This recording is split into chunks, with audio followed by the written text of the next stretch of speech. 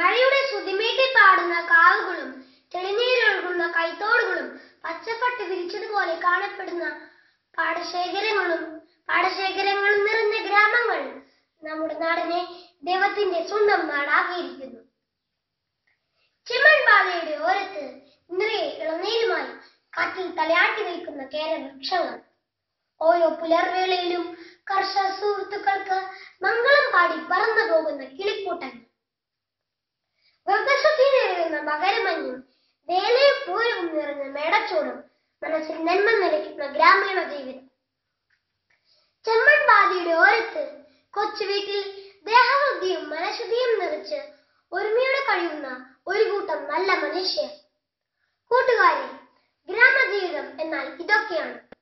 ഗ്രാമീണതയുടെ ശാലീനത എന്ന് പറഞ്ഞാൽ അത് ആ ജീവിതത്തിൽ നിറയുന്ന നിഷ്കളങ്കതയാണ്. എന്നാൽ ഞാൻ ഈ പറഞ്ഞതൊക്കെ നമ്മുടെ ഗ്രാമങ്ങളിൽ നിന്ന് അതിവേഗം ഇല്ലാതായിക്കൊണ്ടിരിക്കുന്നു എന്ന ദുഃഖസത്യം എത്രയോ വേദനാജനകമാണ്.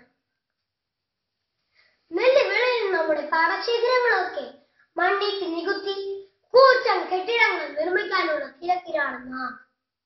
മരങ്ങളൊക്കെ വെട്ടി നശിപ്പിച്ചു. ഗ്രാമത്തിൽ കുടിനീർ നൽകിയ കുളങ്ങളൊക്കെ മണ്ണിട്ട് നികുത്തി. നഗരങ്ങളിൽ നിന്നും പുറന്തള്ളുന്ന മാലിന്യങ്ങൾ നമ്മുടെ ഗ്രാമങ്ങളിൽ ശ്വാസം മുട്ടിക്കുന്നു. പ്രത്യേകിച്ച് പ്ലാസ്റ്റിക് മാലിന്യങ്ങൾ നമ്മുടെ ഭൂമിയെ മരുഭൂമിയാക്കുകയാണ്. കൃഷി മറന്ന മലയാളി വിഷം പുരട്ടിയ മറുനാടൻ കായ്കനികൾ തിന്ന് രോഗം വിലക്കി വാങ്ങുകയാണ്. കൃഷിയെയും കാർഷിക ജീവിതത്തെയും സ്നേഹിച്ചിരുന്ന മലയാളികളുടെ ഈ സ്വഭാവമാറ്റം മനുഷ്യബന്ധങ്ങളിലും മയം കലർത്തിയിരിക്കുന്നു.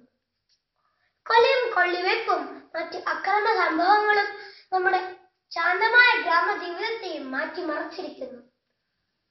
നമ്മുടെ ഗ്രാമങ്ങൾക്ക് നഷ്ടപ്പെട്ട ശാലീനത തിരികെ കൊണ്ടുവരാൻ എന്താണ് ഒരു വഴി? പഴയ ജീവിത മൂല്യങ്ങളിലേക്ക് തിരികെ പോകുക തന്നെയാണ് അതിനുള്ള മാർഗം. പ്രകൃതിയെയും അതിലെ ചരാചരങ്ങളെയും സ്നേഹിക്കുക.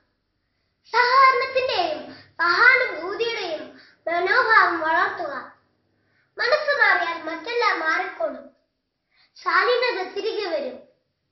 അന്യന്റെ സ്വരം സംഗീതമായി തീരുന്ന കാലം വരട്ടെ എന്ന് പ്രാർത്ഥിച്ചുകൊണ്ട് നിർത്തും.